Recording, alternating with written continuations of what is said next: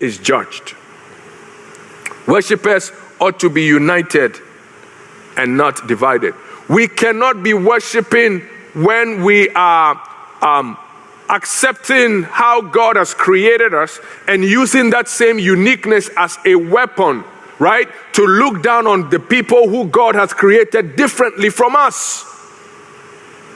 That is making God too individualistic to say that God, he's perfect because he created me perfect. But those other people that he created, I ain't so sure. Then that's not a perfect God.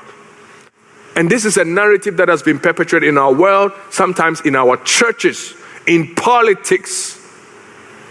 But Jesus did not succumb to that. Jesus says that if we're going to be worshipers, we must be united in the fact that we worship God in spirit and in truth. One of the issues here is also, if you read further, Jesus allowed the woman to speak her faults. Now, Jesus said, go call your husband. And the woman says, I have no husband. And Jesus says, well, you have spoken rightly. For even the one who you're with now is not your husband. Now, in today's world, normally for people to say that kind of a truth in a setting where worship will be discussed will be considered an abomination.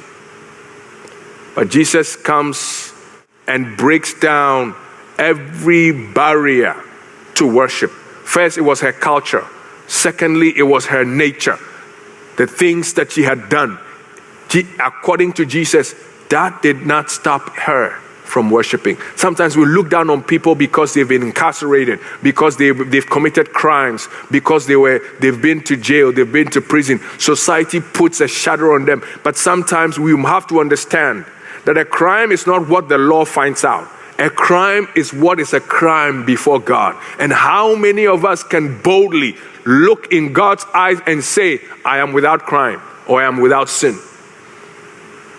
So in an arena of worship, so long as we worship in spirit and truth, Jesus endorses that. So worshipers ought to be united and not divided. The next